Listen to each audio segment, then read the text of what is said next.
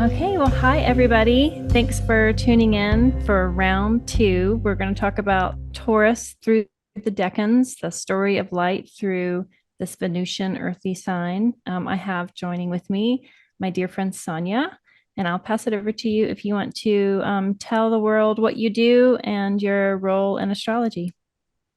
Hello. Yeah, well, I was thrilled to meet Christa on our course with Adam Ellenbass at Nightlight. We're both studying Hellenistic astrology, so I read natal charts and do astrology readings, and I also love to do astro coaching and astro mindfulness, which is a passion of mine that I put out on YouTube, and you can find me at Celestia Astrology. Awesome. All That's right, it. well, let's just go ahead and dive in. I'm going to share my screen right here. And we're going to start with Taurus. Nice, friendly Taurus cards. We're going to look at it through the the the tarot images of the Rider-Waite-Smith deck. But we're going to talk beyond just these cards. It's not just a tarot talk. It's the story of Taurus as the second sign in the zodiac. And we'll kind of use these images as reference points, but it's more about talking about the rulers of these cards, the symbolism of these cards, but it's also just what is the story of Taurus through Mercury, the moon, and Saturn. So I just wanted to throw these up there just to set the tone, very kind of somber tone. And we'll start with this one here. In in tarot, the Hierophant represents Taurus, so that's why the Hierophant is there. And the first decan of Taurus is ruled by our favorite magician, Mercury, Hermes. And so that's kind of where we enter. And just visually, I like that the magician and the Hierophant are kind of wearing similar clothes, and but they're doing slightly different things. And in between that magic behind the scenes work, we have two characters that are pretty rough. So I think just in general, Mercury doesn't really excel in Taurus. You don't really think of Mercury as being happy to be in a slow sign. Mercury likes to move, right? And but all signs are magical, and Hermes is magical anywhere he goes. So, what are your initial thoughts just on Mercury in the Temple of Taurus, Sonia? Yeah, I mean it's interesting because we've got to remember this is the sign in this decan where the moon is going to be exalted. Um, Mm. we think of Mercury and the moon, like the moon moves in a serpentine fashion, and Mercury has, I know you talk about the stitch that he creates when he retrogrades, but with both of them, there's like this issue of visibility. And then we look at this card, and there's an issue of visibility there that the characters are, they look like they're suffering, they're against the Mm-hmm. cold, but there's this Yeah. visibility of this warm refuge, but they can't see it. So we're kind of reminded of this Venusian temple that the decan is within. And Venus is Mm. the ruler in the Austin Coppock course that I'm taking. We're looking as well at the triplicity rulers. And Venus Mm-hmm. rules the first bound of this decan, and also Venus is the ruler of the temple of the whole of Taurus. So we're looking at the double rulership of Venus as the overall domicile ruler, and then the moon is the exaltation ruler, and then the moon reaching its exaltation degree within this sign. Right. So, Yeah. and the moon is concerned with, in Hellenistic, we read it as fortune and your circumstances. Of course, that can ebb and flow because the moon is the fastest planet, the closest to Earth, and Yeah. fortune can rise and fall. And we see these people here and they look like their fortune has fallen. Um, but also Venus has some comforts to offer here. Mm-hmm. There is help at hand. But Taurus being a fixed earth, it can be very single-minded and very single-focused. And Yeah. sometimes that can be to a detriment. Um, Yeah. Yeah. That's Well, sort I of just think where. about like what it follows like from the Aries 3. Like we think of it like that stitching through time. That Aries, that third decan of Aries is the Four of Wands, and it's so celebratory, and it's kind of, you know, it's had to fight really hard to get to this point, and it's successful. And then for this card to follow it for that, fives are just hard. Mm, Uh, they're generally ruled by Mars, so it's just some sort of discord, some sort of um, disruption in the piece. And so if you think of the Four of Wands moving into this one, the this is like Taurus. The phrase for Taurus is "I have," and so the fear that's involved with this is like, I have, and I don't want to lose it because I've fought so hard through Aries to get that success and to chop, my area of the woods down and build my own little, mm, domain. And I'm afraid of losing it. That's ultimately, it's like it's a fear of it's the Lord of Worry is what this card is called. And so it's that Taurus uh, tendency to grasp onto things out of fear of losing them. And in a way, it's almost like Taurus grasping onto the earth because they're afraid of, what the liminal space that's not material, because all the coins cards kind of show us the material world. All the earth signs show us that what happens in a material sense, but it's also like the journey through the material to reach the divine. I think all of the cards and all of the signs are that attempt to reach divinity through different pathways or different doorways. And it just feels a little clunkier through earth signs for some reason because they feel antithetical to each other. I mean, just like this, the image of this, when you were talking about the moon being circumstances, the moon also translates. And so if we think of, we'll get to it a little bit more with the second decan, but because the high priestess is there and she represents the moon. Um, but the Hierophant as Taurus is the translator of sacred knowledge to the people. Like he's literally the key holder. And I like the tension between the Hierophant and the magician here, or Taurus and Mercury, because as the Hierophant is the key holder and the magician as the lockpicker, Mercury is kind of a trickster element, and sometimes that tricksterdom can get you into trouble. It can maybe put you outside of the church that the Hierophant might have welcomed you into, but it can also figure out a way to get things back in. But I just like it as the translator of sacred knowledge, and even these characters outside in the snow, which I think is the only card that shows snow in tarot. It's like the coldest, most barren, snow filled. It's like they're injured, they're on crutches, they're wrapped in tattered clothes, they're walking in snow. I mean, it's just like such a pathetic card. But they're outside of a place of sanctuary. And so are you going to use the magician tool of lockpicking, or are you going to go through the doorway through the Hierophant to receive that sanctuary, that protection? Whenever I pull this card in tarot, it's always what comes to me most often is, do you need to ask for help? And that's very hard for most Taurus placements to do, is just to ask for help. Ask me how I know. um, I had some notes too that I'll get to. Oh, so one of the keywords that I took from Kira's Twitter was, this card was planning. Is that right? Yeah, Like the yeah. mastermind. Yeah, Kira has planning, and I've taken a keyword from the Wild Way that we'll come to Mm, those as well in a while, and that's cultivation. And mhm, also, Copic uses the image of the plough. mm, He talks about, well, Agrippa talks about a naked man, like running his plough, dividing the earth by sacred geometry of the mm. land.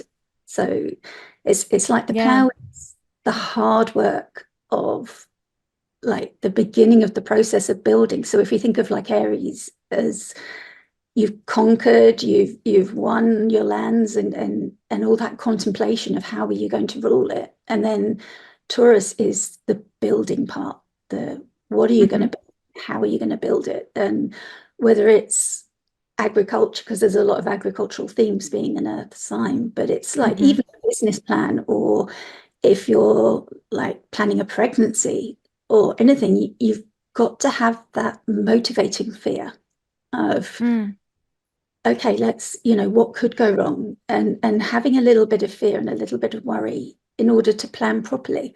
That sometimes if everybody thinks, no, it's fine, don't worry about it, let's just relax and be Venusian and party and not plan at all, then things can go wrong without you even knowing. So it's like getting that, and there's a lot of balance coming up in all of these decans of getting that balance between having the fear, but not so much that it's paralyzing you, but enough that you plan well of where are you going to plant these seeds? Are you going to plant them in fertile land? How are you going to nurture them? Have you got a plan to bring them to growth and to harvest? Are you going to use the magician or the Hierophant? What type of knowledge are you going to tap into to do this work? And like I say, whether it's a business plan or a child or whatever it is you're planning, a garden with an agricultural analogy, or a work of art, something Venusian that you're creating. But it takes work, so this card is like acknowledging the work that's involved, and also like, there should be a little bit of worry, because worry to contemplate all those what ifs. What if this? And it's like, have a plan B. Well, just looking at just the imagery of the cards and how they are, on paper at first you think Mercury Taurus doesn't quite always initially, it's like Mercury Gemini, yes, Venus Taurus, yes, because the domiciles make sense. But the imagery of the cards, you have both characters dressed similarly. The magician, or Mercury, has that Aurora Boreas, the infinity symbol over his head. It's like the continuation of all the elements kind of feeding into each other. And the Hierophant has the kind of like an earthly crown kind of anchoring him here. But they both are kind of performing in front of an audience. The magician just is performing in front of like magic itself. That's what the red and the white cards usually symbolize. And the Hierophant is kind of performing for the people. And so it's when you talk about like which avenue are you going to go through, is it through the magician or the Hierophant? I feel like both kind of happen together at the same time, because we perform in the real world, but those acts also are magical performance. At one time, like you and I talking right now, that will eventually go out to other people. We are performing for people, telling them, this is my interpretation of what the first decan of Taurus is. It's coming through my physical form of my memory of reading all of these books and reading for all of these people through these cards, and my own experience of transits through the first 10 degrees of Taurus, all of this. It's like I am this filter of what I've gleaned. And it's very limited, but it's particular to this. At the same time, we are conjuring up Mercury. Like Mercury is sitting on both of our shoulders because he loves when people talk about him. He is sitting there just be like, what else do you want to say? Like, don't forget about this. Like he's in our minds being like pushing it as like a magical act. So they happen at the same time. I almost imagine these two cards laying on top of each other and becoming one form. And that's kind of the layers between worlds. It's like the physical and the magical. They feel, maybe on paper, they don't feel immediately aligned, but that's because they kind of operate just in different worlds altogether. Mercury wanted me to say that. Yeah, he's also asking me to remind us that, we did some working with Mercury earlier in the year about Mercury representing the flow of money, and how we Mm-hmm. can sometimes act to interrupt that flow. Um, Mm-hmm. Actually, if we can ease ourselves into the flow, how much easier it can be, because Mercury wants money Yeah. to. Um, It's currency. yeah, It's like current C. and these days Yeah. it's digital often, and we have that little saying, sort of, where's all this money Mm-hmm. come from? Yeah. And he said it's come from where it is now, and it's just Yeah. moving. Um, and that's kind of what Mercury wants us to ease ourselves into, and that's kind of part of the Taurus story, isn't it? Just to Mm. ease into all the tools that Mercury and the magician need, and part of that is the act of creation, is getting Mm. those resources that you need, and then, like the alchemy of turning them into something new, Mm-hmm. building that you're creating. Yeah. But um, whether it's through that wisdom from the Hierophant or the the magic of the magician. Mm-hmm. Yeah. Yeah. I mean, Hermes stands out for me, just in this because he, just partnering up, like all the earth signs have the decans of Saturn, the moon, and Mercury, right? Like they all have it just in a different order. And, but, he's the first one telling the story, bringing the story, to Taurus. And just as that, Mercury is the traveler between worlds. He's not always light and not always dark. He's sort of both. And um just his movement, I feel like, gets a new experience through Taurus because Tauruses are just slow, as you can tell. Like how I talk is slower. I can speed up when I have like lots of energy and like thoughts that are kind of backed up in my brain, but for the most part it's kind of like this plodding way.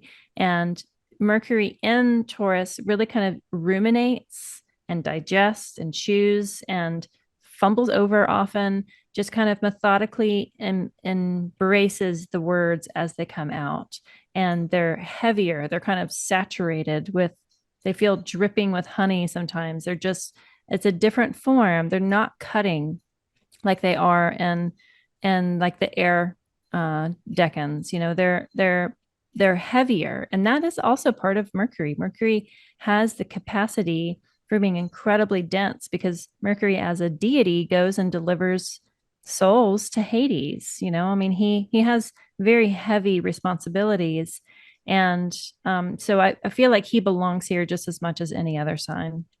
Just initially, he seems antithetical to the popular version of Hermes, which is kind of the winged footed messenger that's a flirt and flits around and plays tricks on people. And the story of when Hermes was born, as an infant, he went and he stole all of Apollo's cattle, I think, and like as a little tiny baby, and but then made made the lyre the musical instrument and invented music as like a penance. And then we all got music because of Mercury's tricksterdom. I'm sure I butchered that myth. I'm so sorry, but that's the quintessential nature of Mercury that we'd like, is just that fun and really playful one.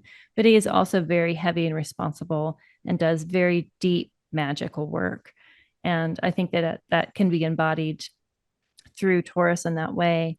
It slows him down, yes, but it slows him down to do that deep work and to be that plow. If you think of the plow breaking ground, that in itself is kind of breaking through worlds and through layers and becoming that liminal space of kind of cutting, into the earth so that you can plant.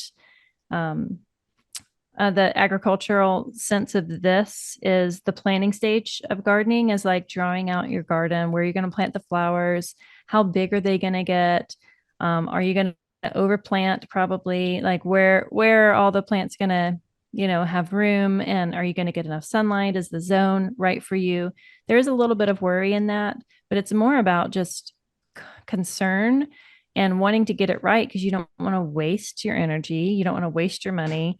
You want to make sure that your efforts are not like fruitless. You want to make sure that you've got, your plans are You know, they're not just ideas.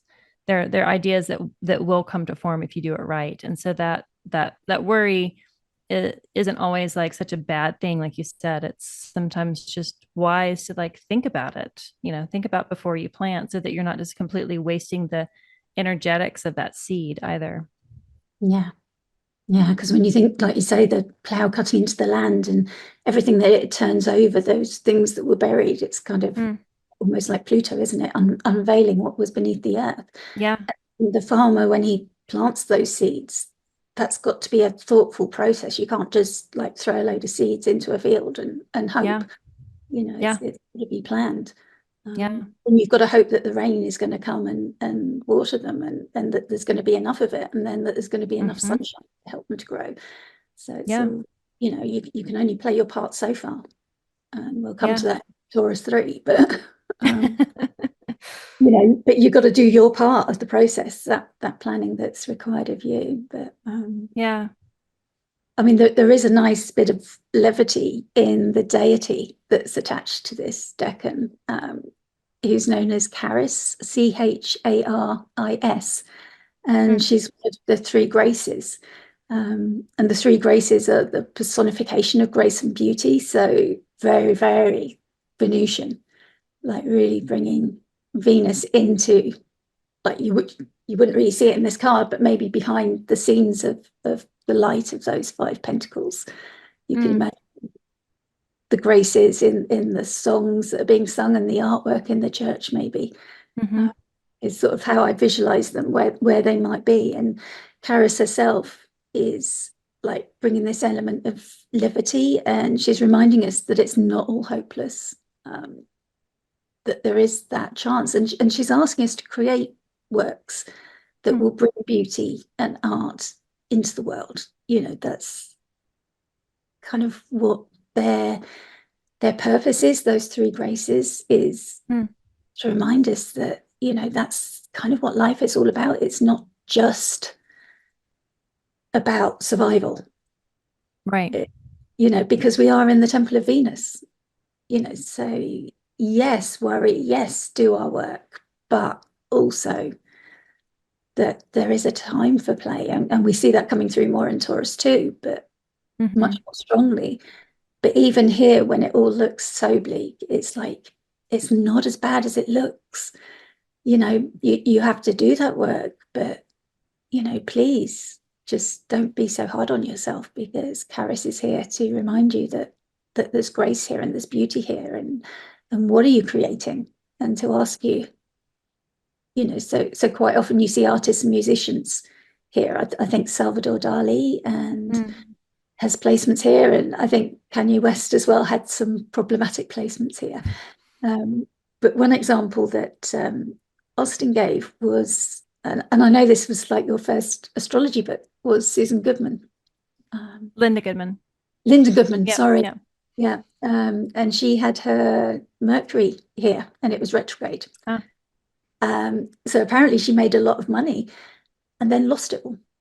Oh, Um, really? and she had this delusion that everything would be okay. So it's about like planting that money in right fields. So again, there was that side of too much of one thing or too much of another. Like you need some worry, but not too much, and you need some planning and not too much. But yes, she created something beautiful that she brought into the world, but maybe a little bit more worry on planting the money somewhere ripe and nurturing Mm, it was needed. And maybe there was with Mercury being retrograde, there was a little bit of, oh no, that'll be fine, and leave that to the accountants, and maybe a little bit too much trust that that was all mm, fine. hmm. And it ended up not being so fine. Wow. I didn't know that. One thing that when you were speaking about making something beautiful, I thought if that if those five coins weren't in that window, it would be an incredibly drab card. Yeah. So like that the alchemy, bringing the magician in, or Hermes in the alchemy of stained glass, is transforming um, material into a new material and creating beauty with it. So we do see Venus with that beautiful window. And Mm. what's on the other side of it? That's probably, Aphrodite's temple that we're peeking into. And if that window wasn't there, if that beautiful window wasn't there, it would be a completely, hopeless card. But it's not, because that window represents what is on the other side when you can, um, you know, when you can get out of that poverty consciousness. That's kind of what this card brings up, is like, my clothes are in tatters.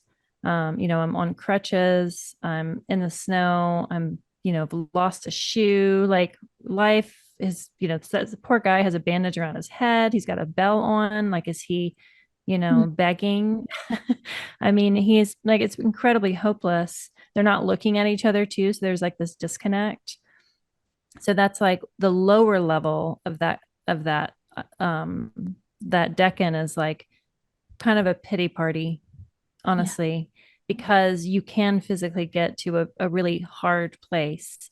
But the upper level of that is that someone had taken the time to design and make and create this beautiful window of a probably very beautiful temple, that within that there are, um, you know, there are people that can nurse you and tend you back to health and feed you and feed your spirit and lift you up and connect you back to other people. I mean, like the foil of this card is, or this decan, is that just like the foil of the magician and the hierophant, it's that there are many ways to worry, and there are many ways to be at ease.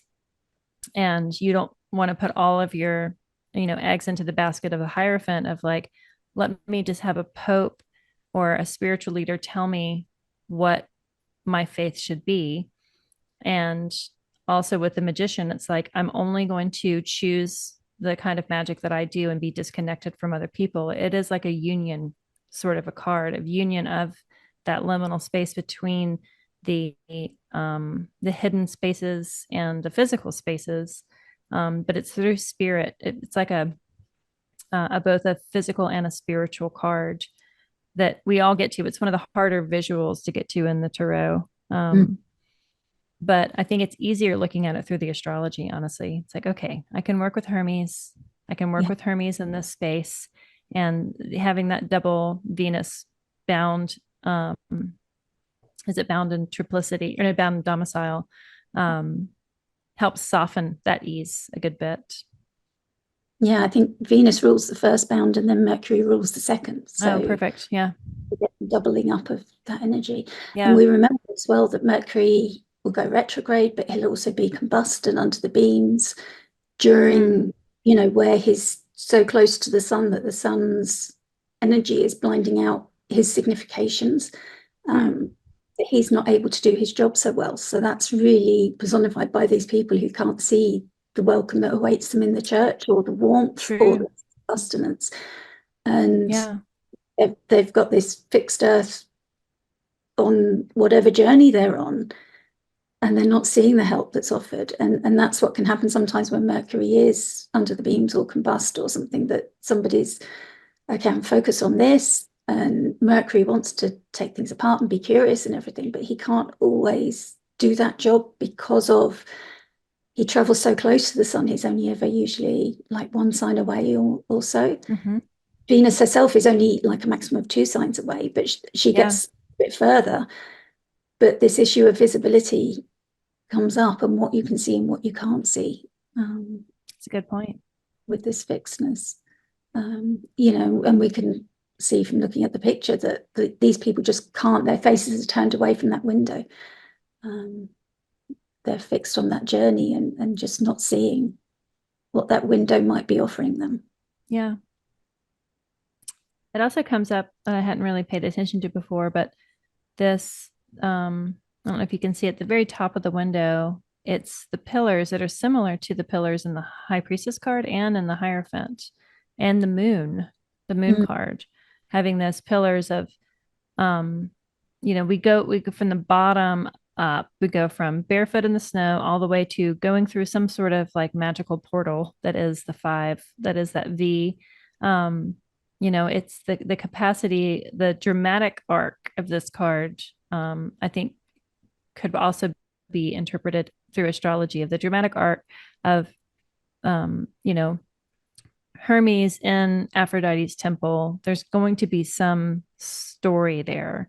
And I was listening to Jen's art talk to, I forget what podcast I was listening to, she was on, but reminded me of going into Demetra George's book.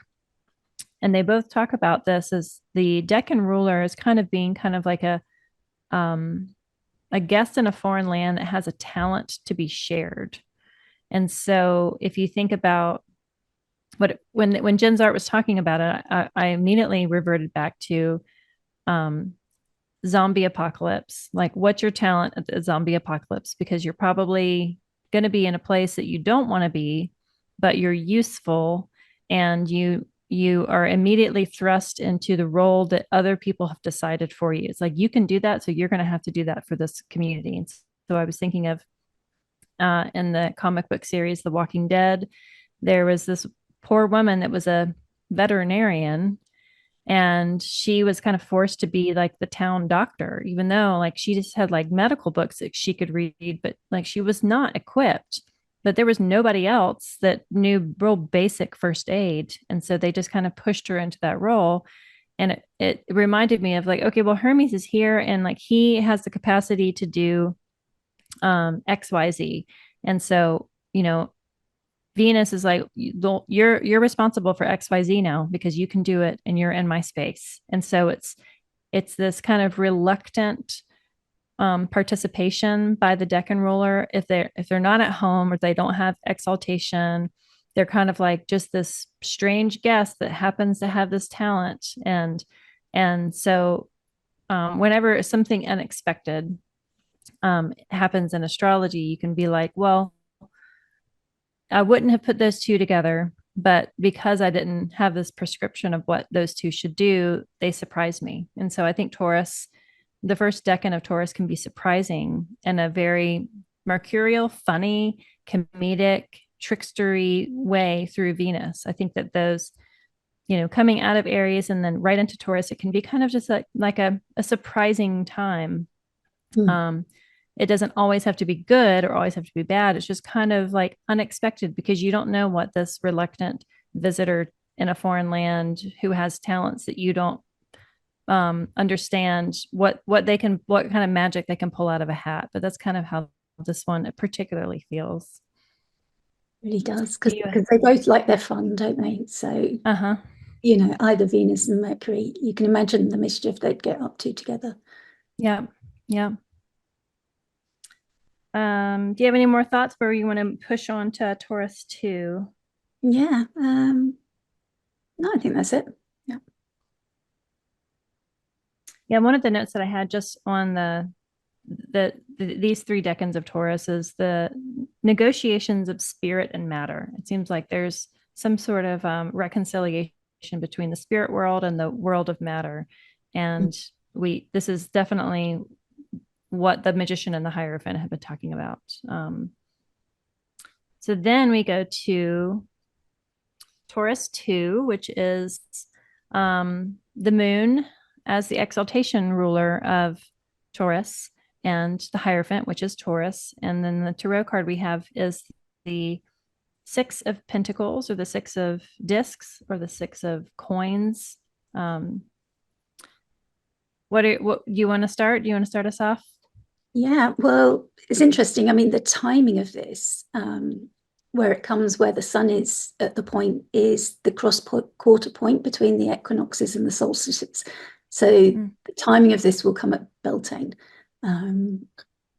So it's like a midpoint, and we see we've got two pillar cards here. So it indicates like a midpoint between one kind of wisdom and another kind of wisdom. It's like the wisdom of the church with its fixed rules, and then the much more intuitive and fluid wisdom of the high priestess. So it very much is that midpoint that's offered to us, like, which way do we go here? Yeah. And I've got the keywords that we've been offered. So Kira Ryberg has offered us balance as the keyword. The Wild Way talks about give to receive. And Austin Coppock has given an image that I hadn't seen before called the Linga Yoni, the conjoined penis and vagina, which is giving materially creative energy. The So sexy sixes. yeah. So he's looking at like the three decans as the first being like a cardinal starting energy, and then the middle is like fixed. So this is a fixed sign, and we're in the fixed decan of the sign now. Yeah. And then the third decan being more mutable. I like that. Just like the sustaining of that story, really, and the even cards have kind of that balance anyway. But the middle of a fixed sign is really the ultimate sustaining of that fixed energy. That's probably why they're peaceful. It's like, we got this balance for just a second. Let's just enjoy it. Yeah, it's like after all that worry and planning in the first one, we're seeing the abundance has come through. But again, we're seeing two sides of it.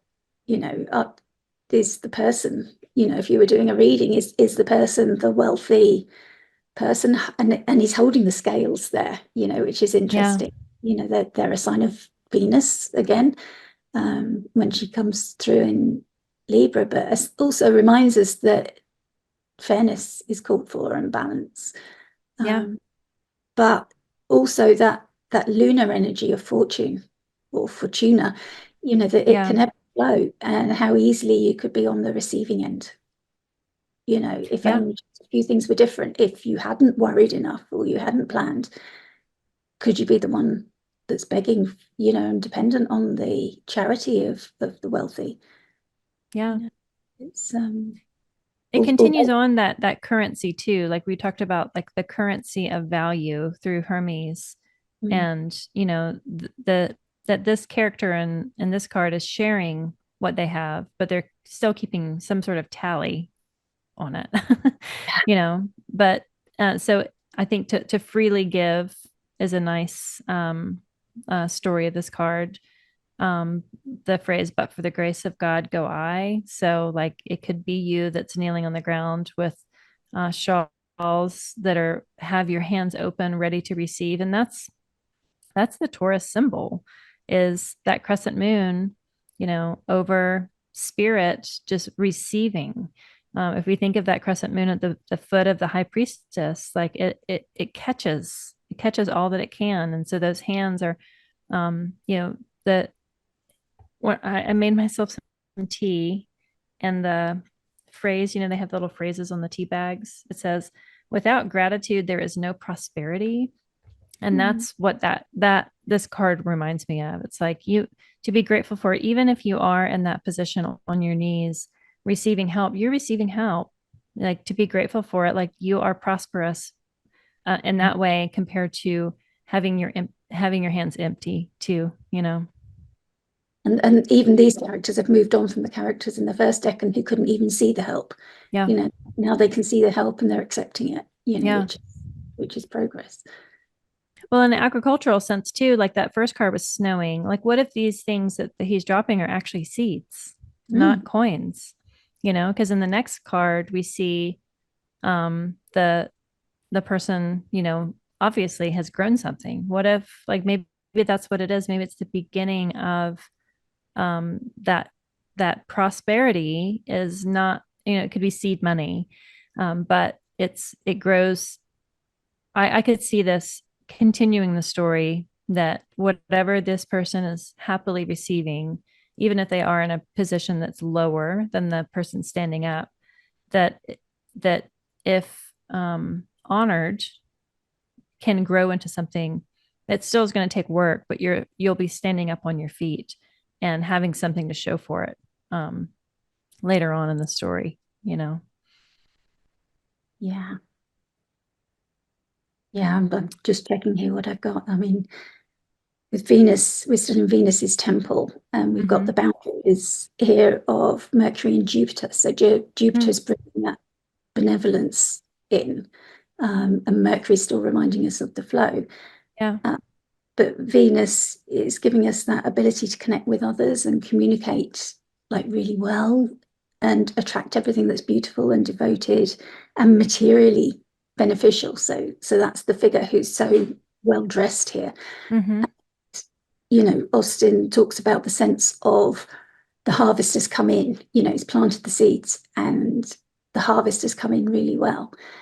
But the question here now, that balance is, are you just going to enjoy that harvest, or are you going to like plan ahead and preserve it?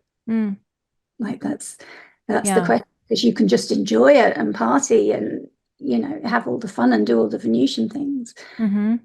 Or, you know, are you going to keep building, you know, and you can give it all away as well.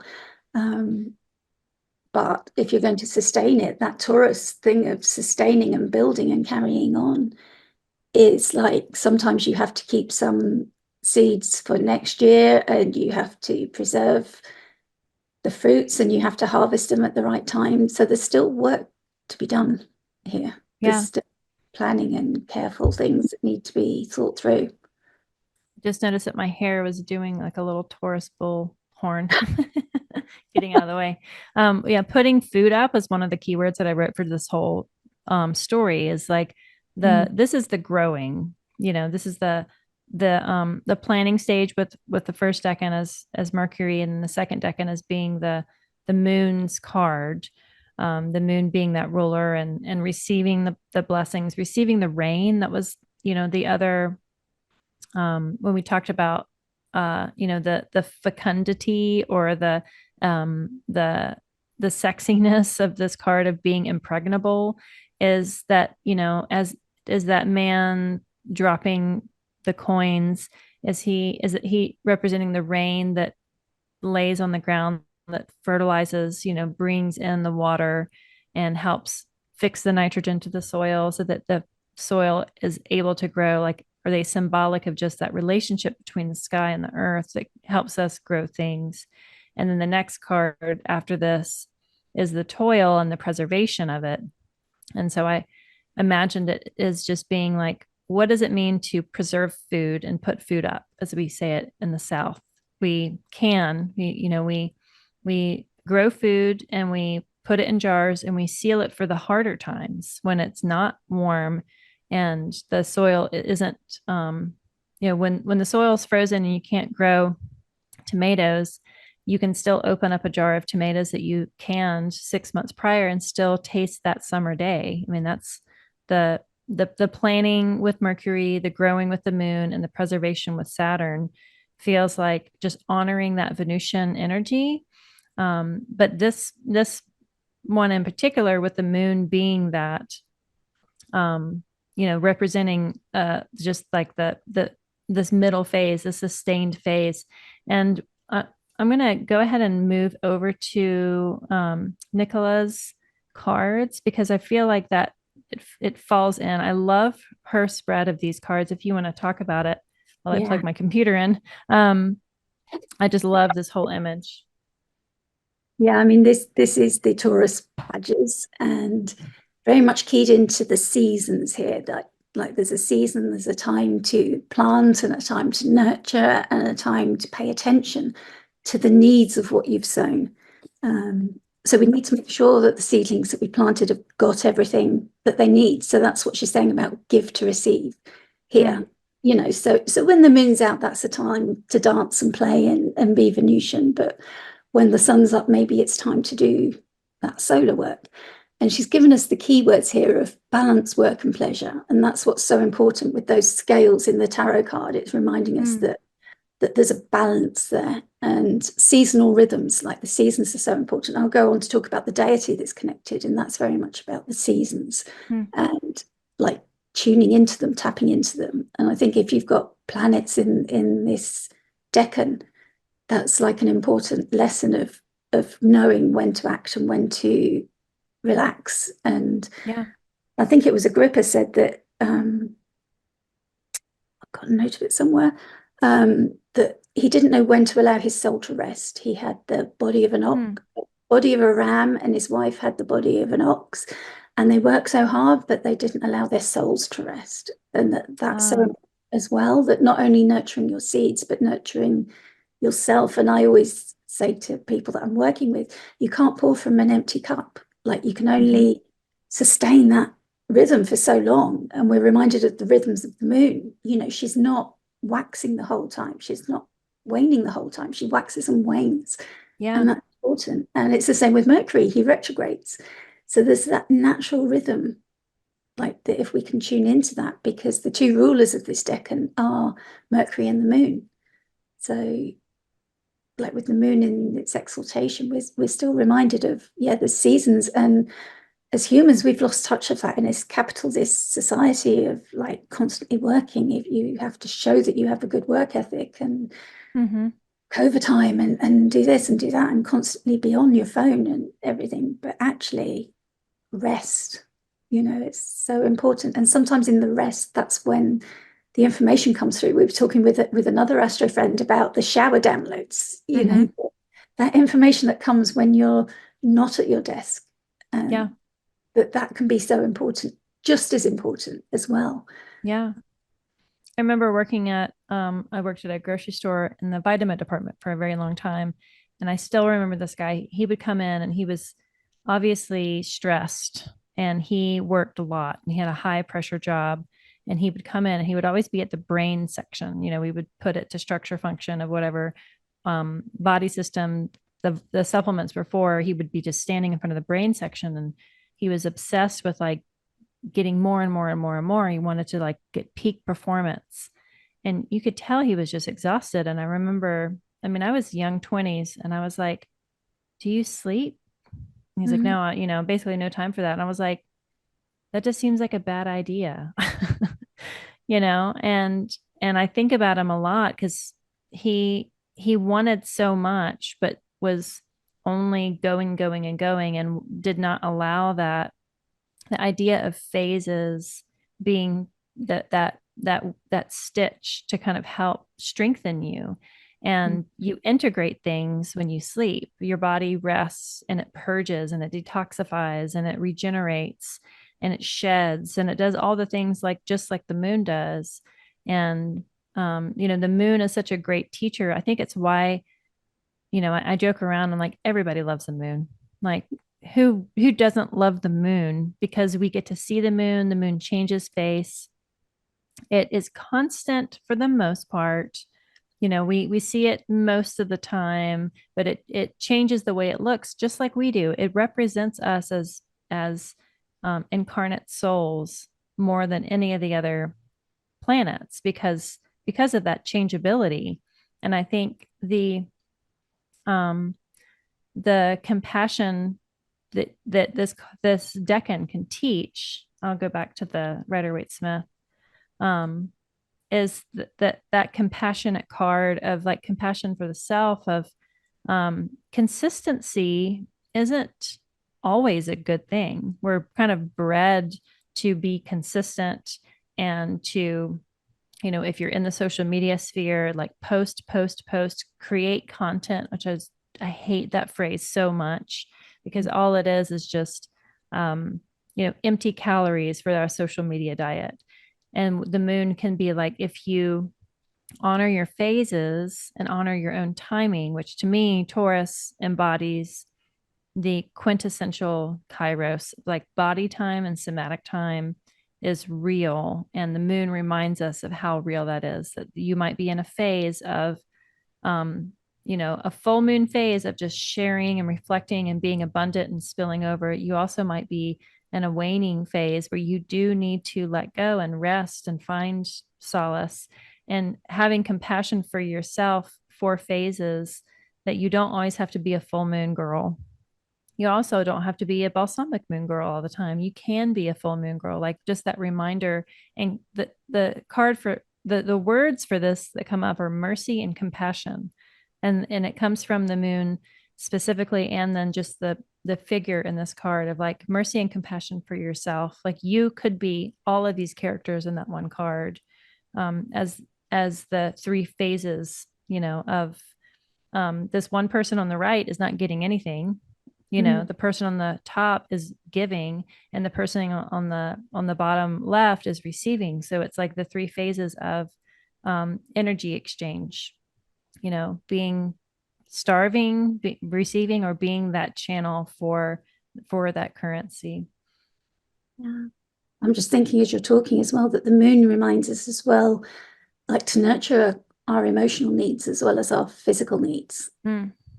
that they're all important, that it's not just about the material, say the word materiality Mm. that the coins represent, that the moon is bringing something else in Yeah. to play, and we are still in the temple of Venus and the moon, Yeah. so throughout all of this, the moon is saying something very important to us. Yeah.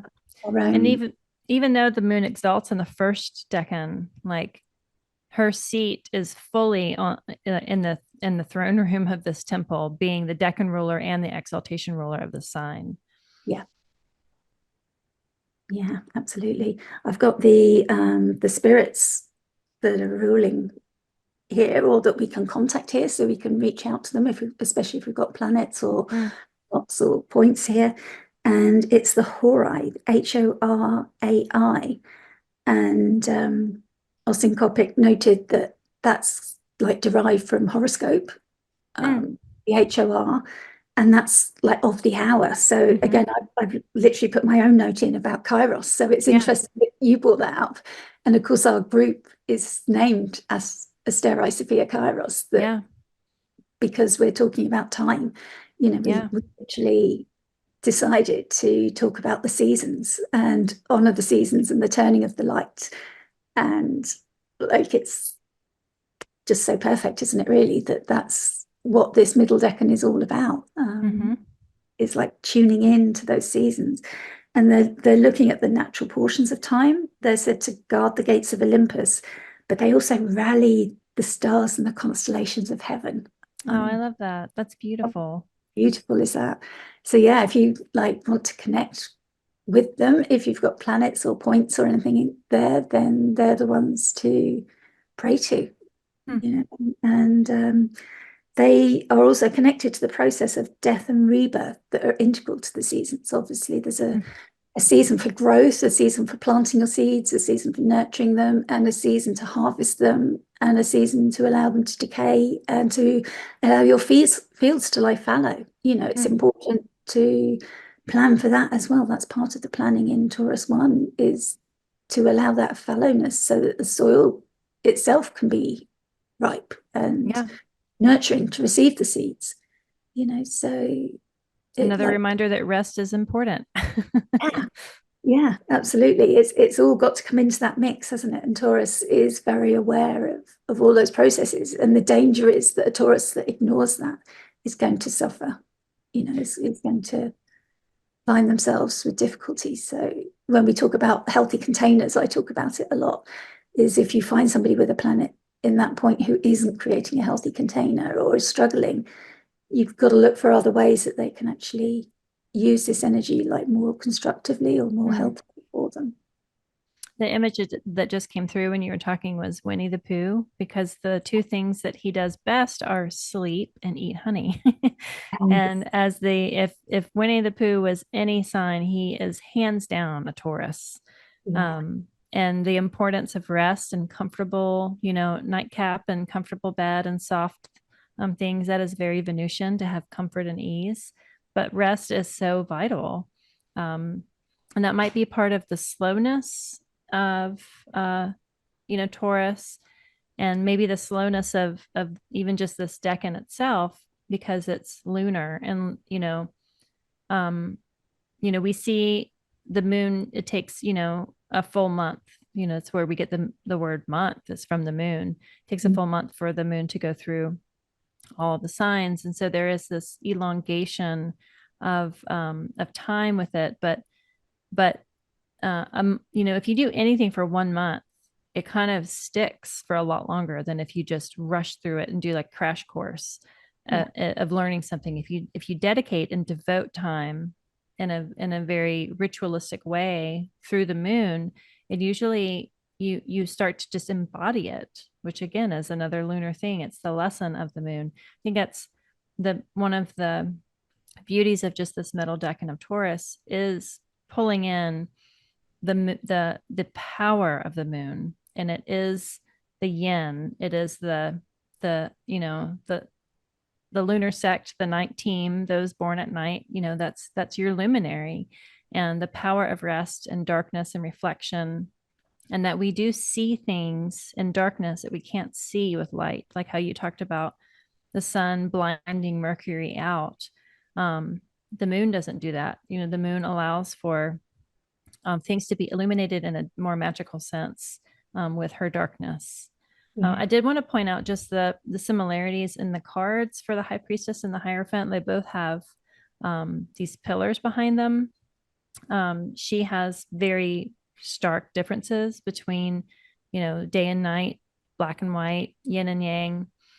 His are kind of muted. It's kind of that middle ground. Maybe it's because it's for the masses. But I wanted to share this card, this page here. I put in the Empress just for Venus. But if you look at the High Priestess card and the Moon card, so the High Priestess represents the moon, and the Moon card in Tarot is the moon, right? But if you imagine the pillars on either side of her, you're looking at it this way. She is the concealer of secrets.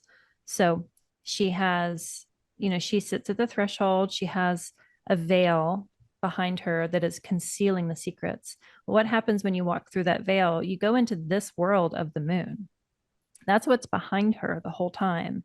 And that's, if you walked through that veil on the Tarot image of the High Priestess and you turned around, you would be in the world of the moon, and you would be looking back through those same pillars, but this is what it would look like. So that's what she's concealing, right? The potency and the magic and the illumination of the moon, compared to the Hierophant, which is, he has the keys, like literally there's keys at his feet. He is there to translate those secrets to you. So he is the revealer of secrets, but through him as kind of the translator, the mediator.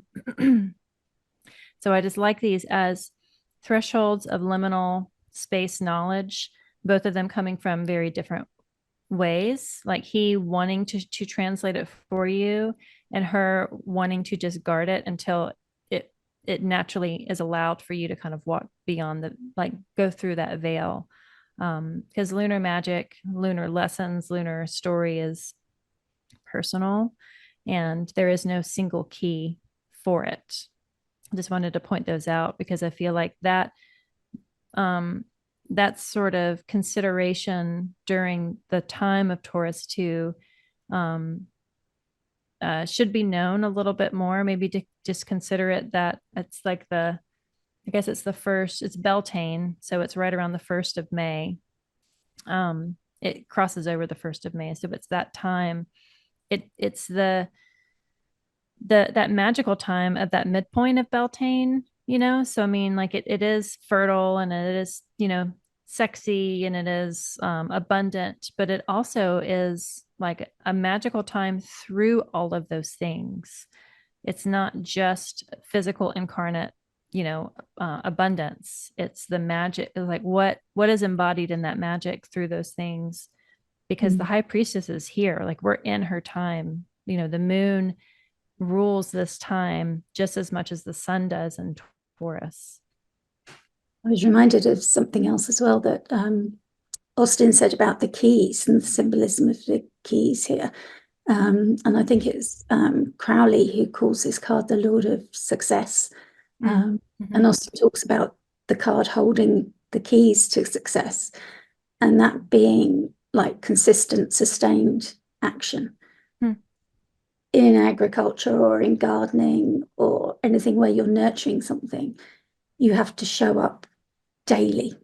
Like when we're feeding our bodies, we eat daily, we eat regular meals. We can't not eat for a week and then eat a week's worth of food at once. That's not healthy. And when we water our plants, we water them every week. We don't not water them for a month and then suddenly give them a month's worth in one go. That be healthy for them. So it's saying, like, here are the keys, but you might not like it. It's not very Right. mercurial, who wants to move fast and gather the data and act. But, you know, This is this, the rhythm.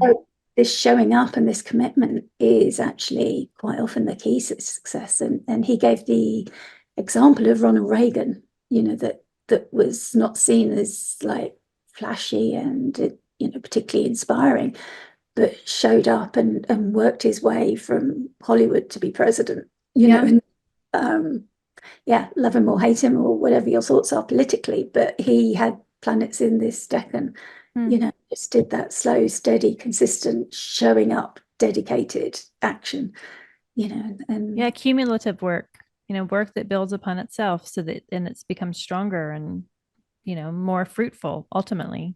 yeah, It's not very you know, flashy, like you said, but it's the tortoise over the hare. The yeah, hare was Aries and this is the Taurus. The Taurus is the tortoise.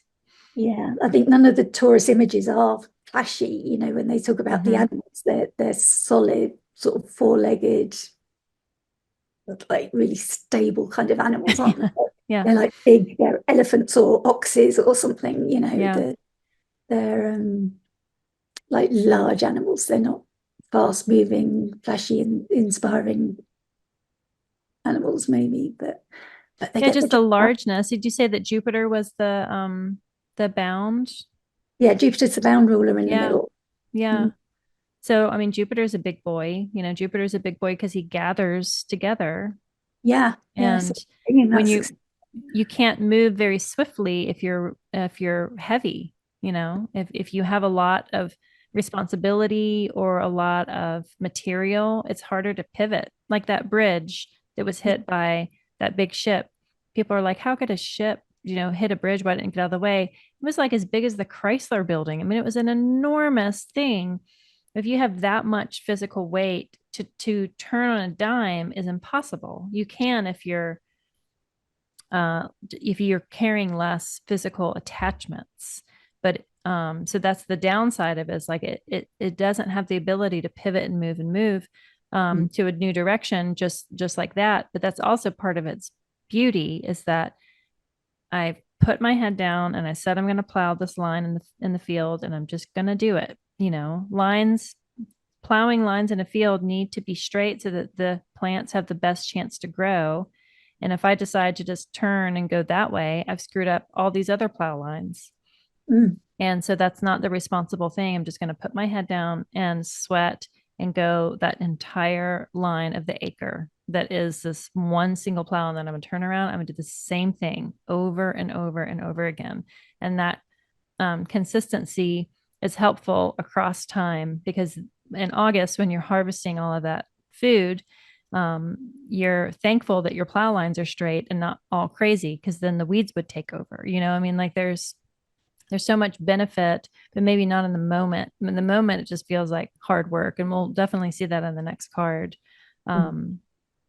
But yeah, the largeness of it and the heaviness of it, of all the animals that are associated, kind of came up of like they're that big because they conserve and they retain all the energy that they consume, like Pooh Bear and all the honey.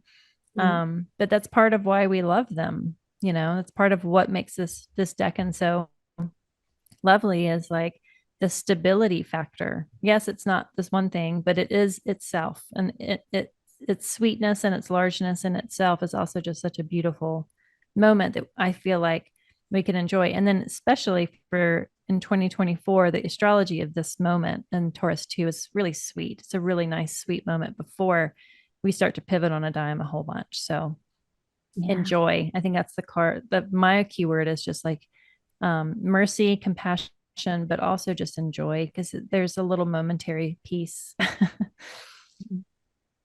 And don't forget to play.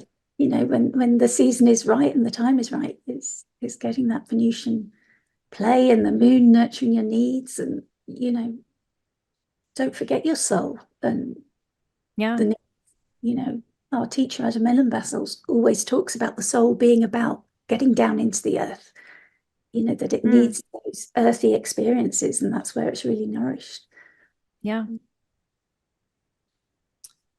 Let's continue story to our final um, decan of Taurus 3, which is the Seven of Coins, or the Seven of Pentacles, or the Seven of Discs. I have done this very physical movement so often uh, in my own garden. So I feel like I know this card very well. I like this card. This card reminds me of just exhaustion, but in like the best sort of way of like, look at all the work that I've done, look at all the work that I still need to do, but at least I'm doing the work. At least I'm still in this world. That's kind of, it's again, maybe not as flashy as like the Four of Wands.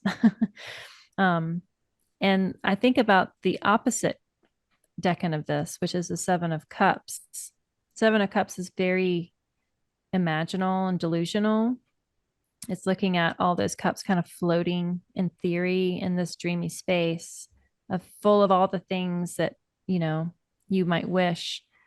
This is the reality of this is what you have to do to get the things you want. If you want to do it, you just got to do it yourself. That's kind of this last decan of Taurus, ruled by Saturn, represented here by the World card, and the Hierophant is Taurus.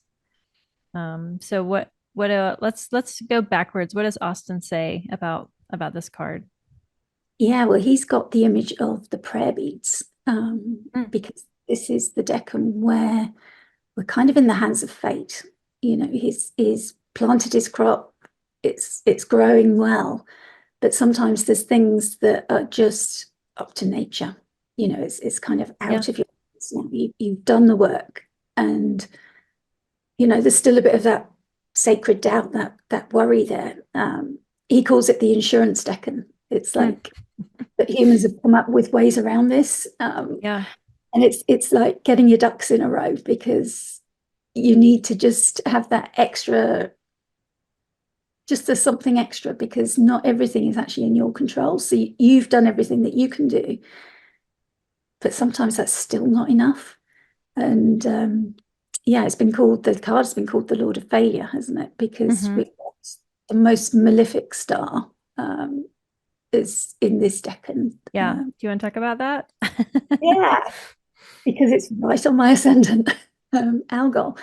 But I mean, Austin also talks about how, like, when you see churches, you see those gargoyles, and there's a difference between a card in divination or a star coming up in divination and actually drawing it down and asking its power to go outwards, where it can be protective. So there's that element of Algol can also be protecting you. For sure. So there's always a shadow and a light side of everything. There's always the yin and the yang. Yeah. Nothing's ever all bad or all good. We're still in the temple of Venus and the moon, So even Algol has, the myths that have grown up around Algol come from the males who've told the story. But this is a feminine story about a woman, who still found a way to find her power. And that's the way that I see Algol. Yeah. This I woman. had for Algol as a protective talisman. That's like incredibly protective of the self. Yeah. That's what I'm trying to say is that, if you can encapsulate her power, then it is the most powerful protective talisman that there is. So like I say, it's just that difference between in divination or which side of the fence you're on and which way you're viewing it. Are you listening to these male stories about overwhelming her and cutting off her head, or are you coming in from the inside of, look at how this woman still kept her power, and is still, her story is still being told, and how she still frightens men, the feminine power that she encapsulates here, that she was still able to turn men to stone, that men wanted this power and were scared of it. And Amaya Rourke does a course on it, and she talks about her as the primordial creatrix, that she went into those depths of Hades, and the power, the people that have Algol in their charts have this creation energy that if they can tap into that, it's like quite a wonderful thing. So again, it just depends how you look at it. Do you want to see her as malefic, or do you want to see the potential there? And the protection. Well, yeah, just sorry, go ahead. No, that was it. The protection, that can be offered by it, that she's been classed as malefic, but malefic to who? Where are you in the story? Exactly. Yeah, I was just thinking, like, if you consider like a guard dog, your perspective from that guard dog, will change the way that you think about that guard dog. So if you are the owner of the house, that guard dog is one thing, or if you are an uninvited intruder, that guard dog is another thing to you. And so and similar with even just with this card, like you could look at this card and be like, he just looks exhausted, or he's looking at all his work and he's retaining, a little bit for himself, but he's going to continue to work. I mean, it's an exhausting card. Saturn, is the ruler here, and Saturn creates boundaries. We don't always like boundaries, but think about the perspective of growth for the sake of growth is a Cancer, right? So Saturn as a malefic, creating the boundaries so that we have a container to put the growth within, so that we can not just flow, that we can also ebb because we need that. So again, it's the perspective card of Saturn and Taurus here. So Saturn as the greater malefic, and he rules Capricorn, which is the mutable earth. So there is some similarities here of just the energetics of it. But he's opposite of the previous decan ruler, the moon. And this we go through it in Chaldean order. So that's why, like, we stop with the moon and then we start over with Saturn there. Saturn as that outer edge boundary, kind of holding the physical space in. So you can look at Saturn and, anecdotally, I hear a lot of people with night charts just don't have great Saturn experiences, because Saturn is kind of the malefic contrary to sect. And so your perspective of Saturn can really shift depending on what your own relationship with Saturn is, your own placement, what, day sect, night sect. Honestly, it's with all of the planets, it is your personal relationship with that planet to see what your perspective is. And are you going to look at that as being Saturn as the boundary of making you work hard and having to endure, because that's the nature of Saturn, is just to endure. But it also just creates that healthy container, that vessel to then hold all of that within.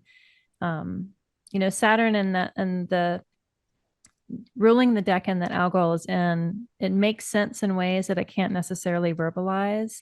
And there's like this cold feminine energy of Saturn anyway, that she doesn't need to, that she is very powerful and very far off away. And she does retain her power because that's her job, is to retain and to create those boundaries so that things can be retained. Is kind of like a astrology winking at us with Algol being in this decan, honestly. And Saturn's also the triplicity ruler. Oh, right, yeah. The third earth sign being Capricorn, as you've mentioned.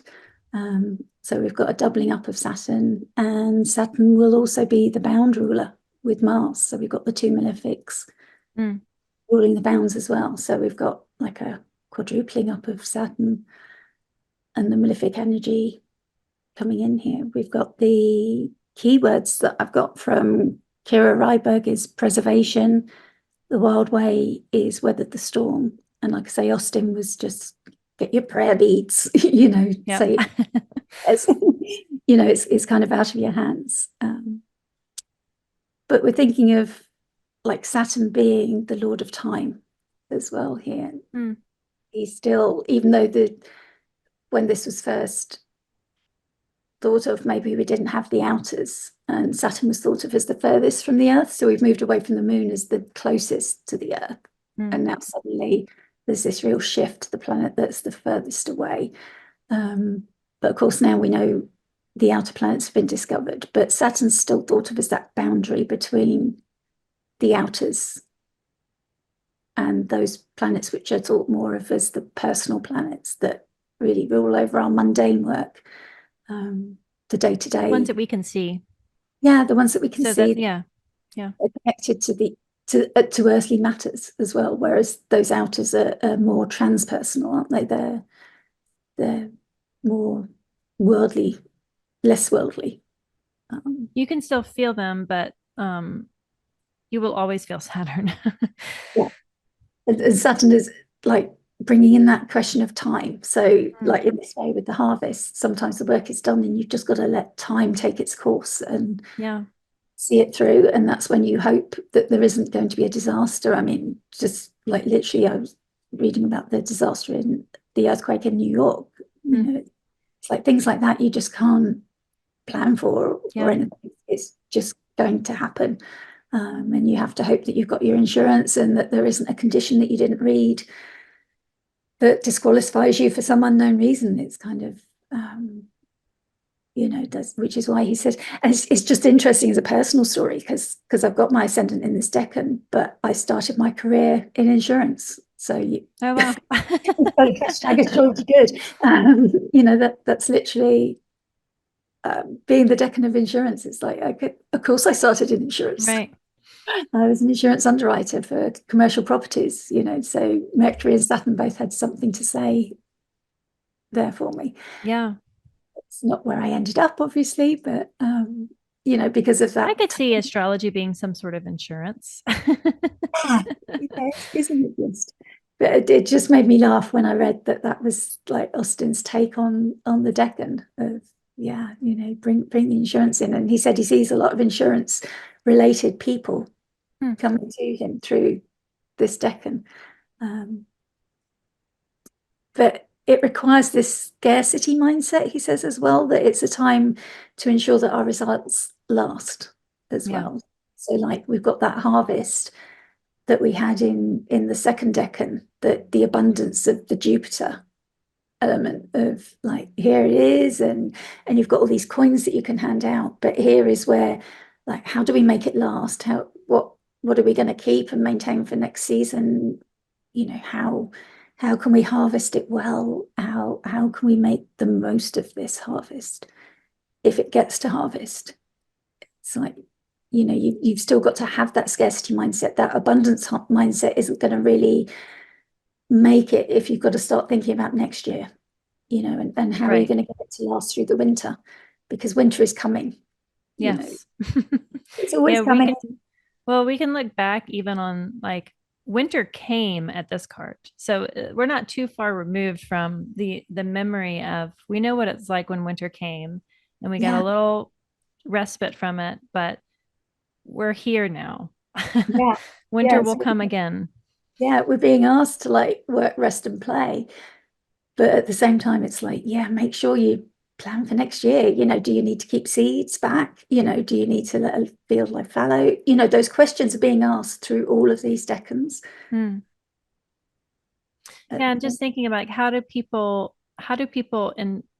integrate the story of those last 10 days of Taurus, that decan of Taurus, just in a mundane sense of, looking ahead, at least in the Northern Hemisphere, to the summertime and like all the fun that we can have like through Gemini and all like the conversations and the play and all that. But in this moment of Taurus, we're kind of we're far enough away from the equinox. So we've got this sense of, okay, well, the light won, like we struggled through, we went through that double decan of Pisces 3, Aries 1 to like crawl up to the top.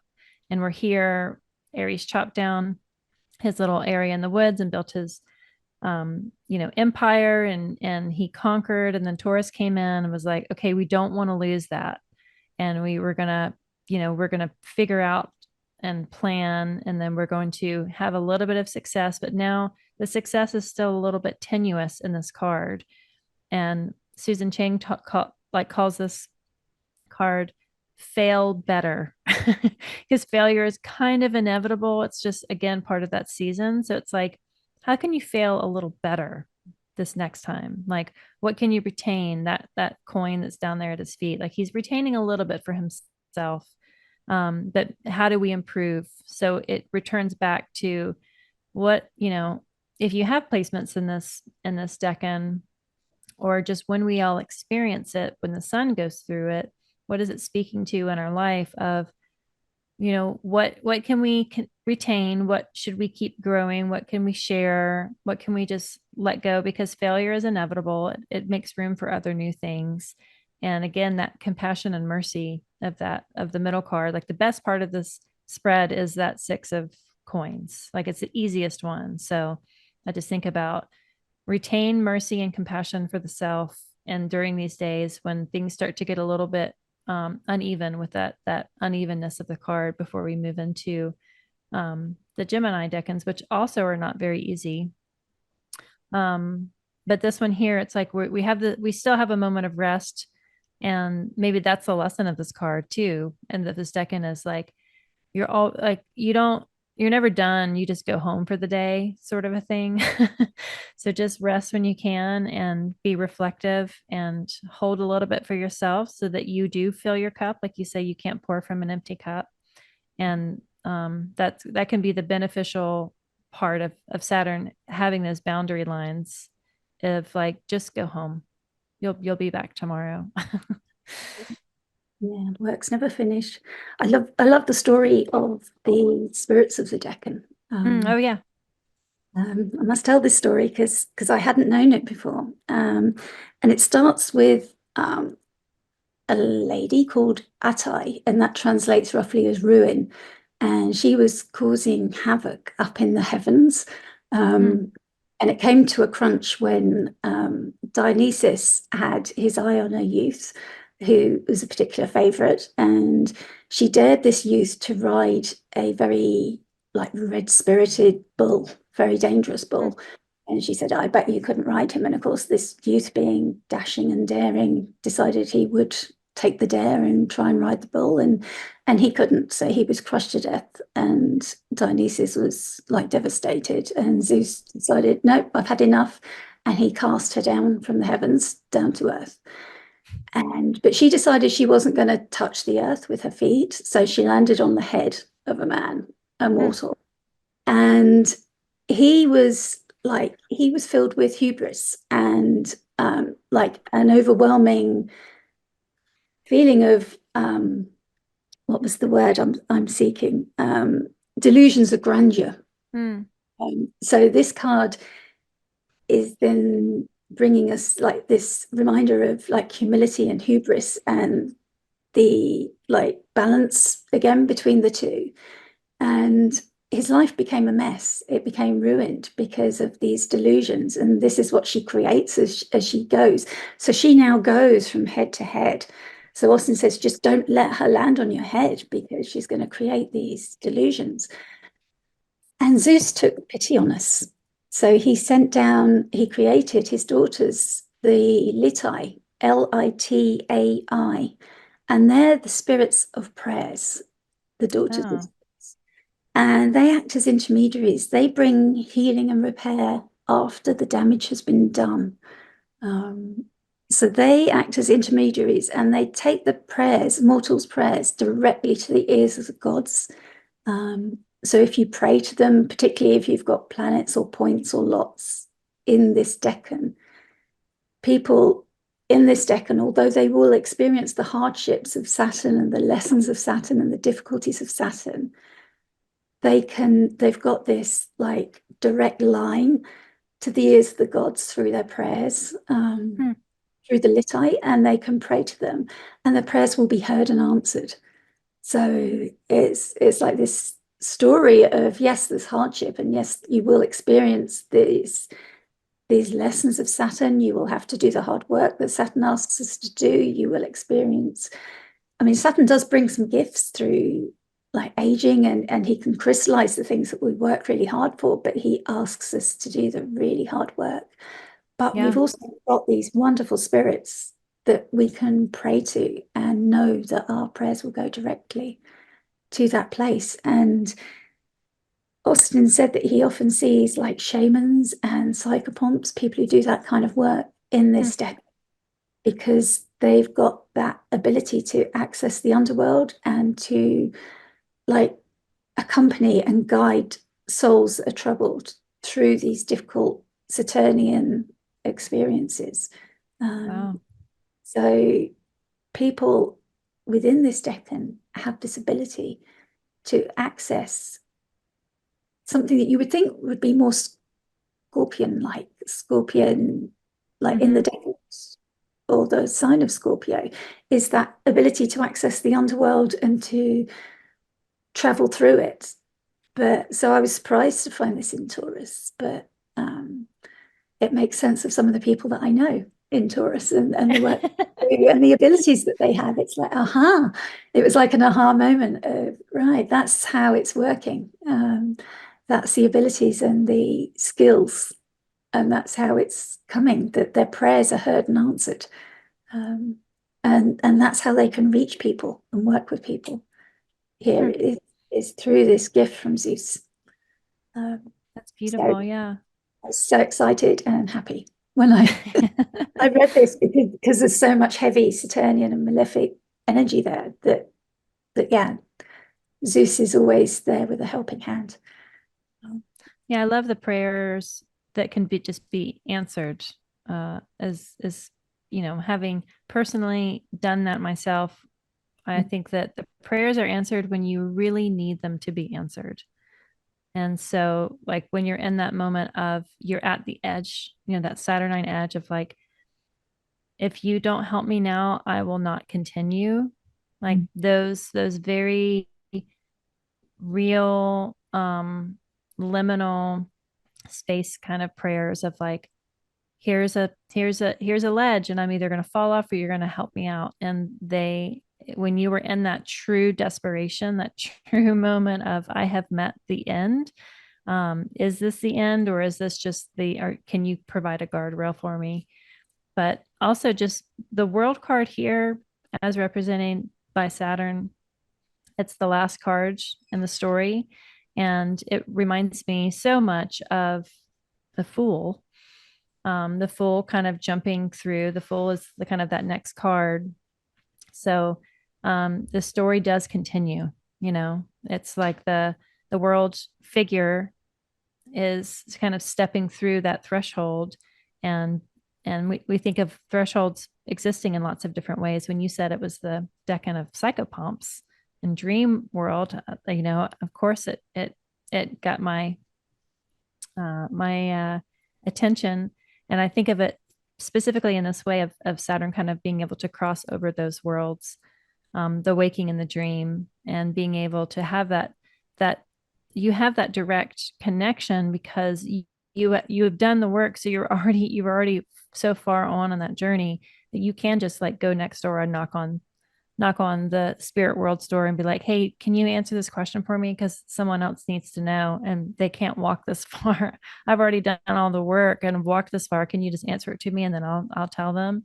That's the beauty of Saturn, is that the lessons that Saturn teaches, if you are willing to put the work in and learn them, they are lasting lessons. You don't have to do them twice. Bob Dylan has a phrase of, what price do I have to pay to keep from going through these things twice? And it's like, well, just do it in a Saturnine way, and you'll only have to do it once. It might take you 60 years to go through a ZR period of Saturn ruling it, but you will definitely learn that lesson. There's no repetition here. So thanks for sharing that it does bring so much magic. I mean, all the signs, like I say, have magic capacities. Some of them you have to dig a little deeper to kind of reveal. And some of them you might think are like all the Scorpio decans. We look at them and we think like Scorpio secrets and darkness, and it's like our token goth kid in the zodiac, but it's so much more, and it's also not that either. So they scratch the surface and you realize that there's so many prisms of color in all of them, and it's nice to reveal that in Taurus, that it's not just Pooh Bear not thinking and eating and sleeping and not doing any spiritual work. Like Pooh Bear probably does lots of spiritual work in his dream world. That's what I would like to think. Yeah, I'm just thinking when you're saying that those words like surrender and acceptance are so important with Saturn. Yeah. We're not always in charge, to understand that there's a greater pattern here going on. And that just becomes, that came up in our class last night, didn't it? Yeah. Talking about that with Pluto as well. And that sometimes that is the only way. And that's, I think, what Austin means when he talks about the prayer beads of just, okay, like you say, you come to the edge and then you surrender to the greater power. Yeah. Divine. You've done all we can on this mortal plane. But there is something greater than us, and we can appeal to it. And surrendering as an act is very powerful. It's not, there's a difference between giving up and surrendering. They're very different. And I think people convolute surrendering as like a quitting. It's like, no, surrendering is a very powerful move, and it is incredibly frightening to do. But if you have the courage to do it, because courage is acting when you're scared, it's making the choice when you are frightened. To make that act of surrender is such a powerful, it's like the ultimate power move is to surrender. Yeah, it's an active choice rather than a passive one. Yeah. Interesting. One of the examples I've got here is Mark Zuckerberg. He's got his son here in this decan. So when we're talking about the difference between humility and hubris and surrender, and you see that story sort of playing out for him, Yeah. Yeah, maybe he needs some surrendering. Not that I'm going to judge or say, but yeah, it takes all kinds, I guess. But yeah, some of the words we've used, the delusions of grandeur, and it's like those things that he's built that empire. But now, how is time going to work on that?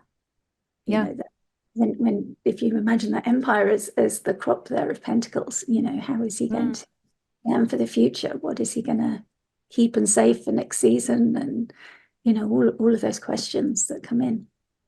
How is he going to look after everybody within? If you think of the second decan as well, is he caring for everybody within?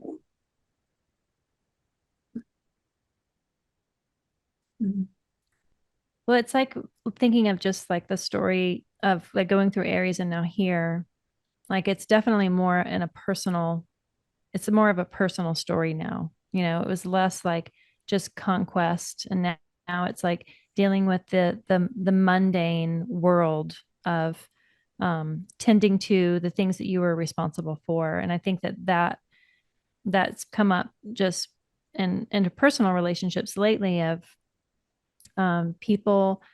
I find that there's power when people just take responsibility for their little worlds, that cumulatively grows into a very powerful worldly movement. It's when people don't kind of take care of their own problems and wish for other people to deal with it or clean it up, or like it's the collective power of working just in your own garden. It's that act locally sort of a thing, and that's what this card reminds me of is be the astrologer for your circle of people, or shop local for at your local grocery store, tend to the soil in your neighborhood, because that, even though it's humble work, if more and more and more people did that, then it collectively radically changes the entire world. And so it's the foil to having like global movements descend down into neighborhoods. It's like neighborhood movements growing and cooperatively together, rising up to then become global. It's like coming from the ground up as a more sustainable, sustained change of direction. And I think if any card, or if any phrase for this, for just, people in general during this time, is like, what sort of work are you tending to, and are you doing the responsible thing, and not doing it for the glory, but doing it for the work, so that you avoid that hubris and that you embrace the humility of it, because that work will be longer lasting if you lead with your heart and not with your ego, you know. We often talk about that as astrologers, don't we? About how we're here Yeah. as translators of the stars and the planets and their movements, and not as great all knowing things, predicting the future or acting as oracles or anything, but we're translating the information that we're receiving and the symbols, and just staying humble in that role, Yeah. having daily work with the planets keeps us in that humbleness. Yeah. It is so important for that work. And we're better astrologers for it. Honestly, we're better astrologers because we are honoring the art. Anybody that does this is a better astrologer than someone that just puts their face up in front of the work. I don't care what kind of work it is. Like, if you're an artist of any sort or a translator of any sort, you are able to do better work if you kind of get out of your own way. Yeah. And then you can allow that information to come through so much freer as well. Yeah. It's not coming from ego. Sorry, my computer thing keeps like unplugging. So sorry for the distraction. The weathering the storm does kind of fit just with the things that are out of your control, Yeah, I mean, Nicola Allen, and she's on Twitter as Nicola Ann Art. It's the World Way Oracle deck, and she's going to be bringing out a book on the DECANS soon. So she's got a Kickstarter going for that as well now. But she's talking about when disaster strikes, and this can be no fault of our own. But it gives us an opportunity to grow in strength and to learn from our misfortune. And like the stag knowing that wisdom, patience, and humility are actually gifts. That it's not all going to be sunshine and meadows and everything, that these dark times can be our teachers, I think. Yeah.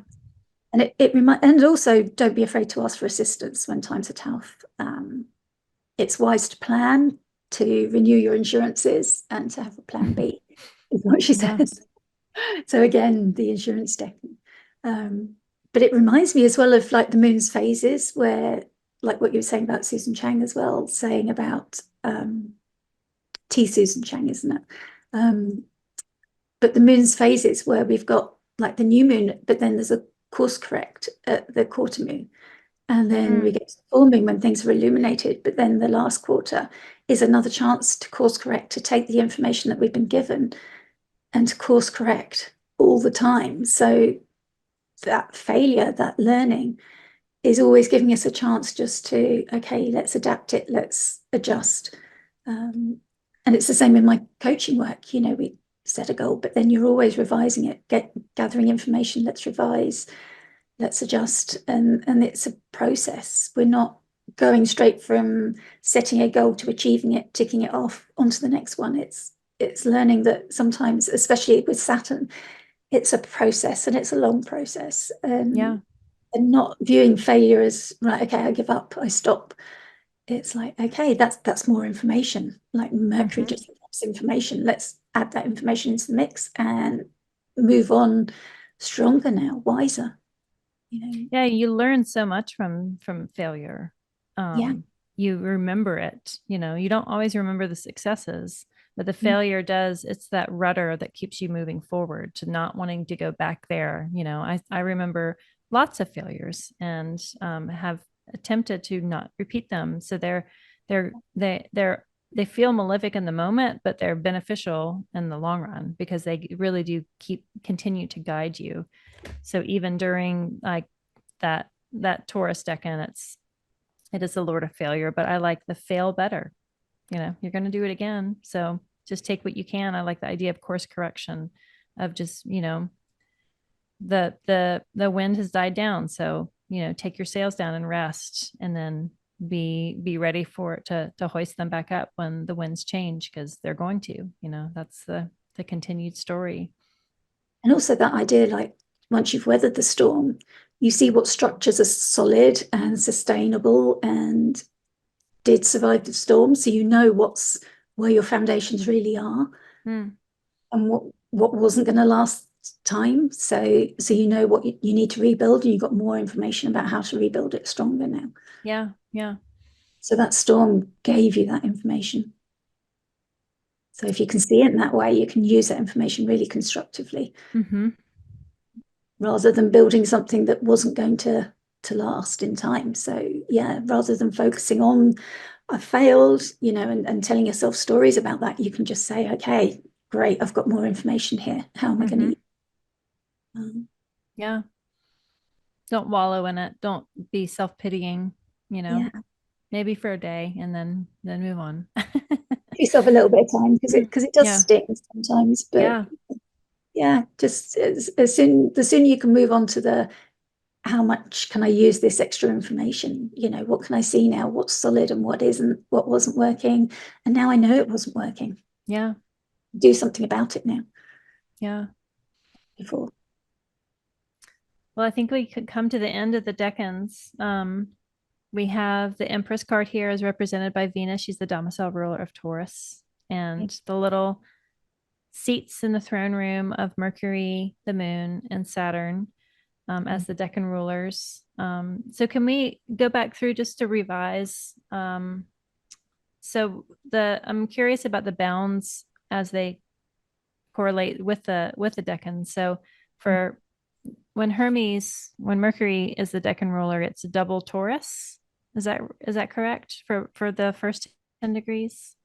for the first one, we've got Venus and Mercury ruling That's bounds right. 1 and 2. Yeah. Right. I was And thinking double Taurus because it's domicile, but then the bound is Venus. So it's Venus and then Mercury.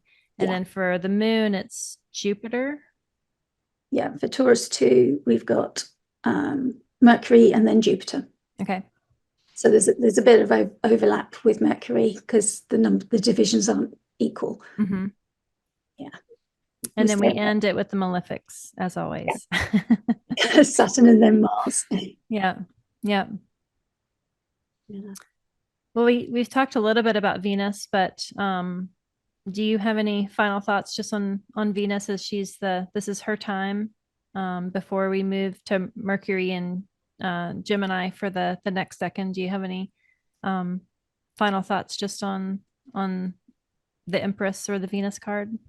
Yeah, I suppose that this is her temple, that we're here to create and create beauty and life and love and laughter. That even though there's these hardships, and that's life, and it's earthy and real, but she is there. Look at all that beauty and lushness Yeah. that there is. And if we can lean into that as well, even when we're struggling, and just remember that sometimes there's work to create something. Artists don't just turn up one day and paint something wonderful. They quite often do plan and they strive. There's stories of artists who, lived a life of poverty and then didn't become famous until after they died. Yeah. It's not necessarily glamorous. It can be a struggle, but they create wonderful art that lives on and becomes a legacy. Yeah. And that is like so Venusian, and it's a lucky artist who earns good money in their lifetime, isn't it? That Yeah. art is always something that's valued materially, and like in this capitalist world, our values are sometimes not always what they should be. Yeah. Yeah. It's a reorder of value. Yeah. Um, and Venus and the moon here are like kind of trying to teach us that there's these pentacles. Yes, we need that material sustenance, but what are our values? It's kind of what she's asking us. What about the beauty in our lives and the play and the rest and everything else that we need for a whole life, an enriching life, a happy, light life. You know, there's all the work, but look at all this in that picture, and that's kind of what she wishes for us there. I feel like, you know, and I just so long to go up into that forest, to follow that river and that path and see what's up there. Journey up into that forest. Yeah, I think that like the overarching lesson of, you know, all three of these cards and these decans, which, you know, can just feel like work, you know, and can feel sometimes like hardship or worry or strife or failure. It's, you know, we go through all those things so that we can seek Venus. You know, that's, you know, she is the queen there. And so all of the effort and the work that we do go towards that. And so just always kind of keep that in the back of your mind of I'm toiling because this is the ultimate goal that I'm seeking, is this this beauty and this abundance and this connection. And with I think that, we're looking at life if we're creating something that honors her as well. If we, you know, and if we tie into something that we're passionate about, and that we're creating and that we can see is like linked to honoring her in some way. Yeah. And dedicate ourselves to her. I think, you know, rewards would come that way, that she would support us in that.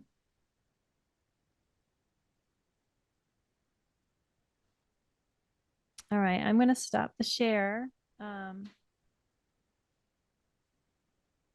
And let's wrap up. Yay. If that works. Yeah. Sorry, my son he has seasonal allergies, so he keeps coming in here to blow his nose. Not very Venusian, but Quite that's seasonal. also life. Yeah, that's the season. Yeah. So thanks for joining us, everybody, and through going through the complicated, sultry, beautiful decan that is Taurus. And I thank my friend Sonia here for joining me on this conversation. And do you want to remind people of, again, what your work is? And if you'll speak a little bit just about the offerings you do, and then we will close. Yeah, you can find me at Celestia Astrology. I'm on most of the social platforms, and I've just started Substack and Patreon as well. And I'm going to be writing about astro coaching. That's my plan, is to created a workbook, and I'm going to be writing about how we can use the lunations and bring those in. But mostly I offer astrology readings and astro coaching one-to-one or in a group, and that's pretty much me. And my astro mindfulness, which is free on YouTube, and I'm putting that on the podcasts, the Substacks and the podcasts as well.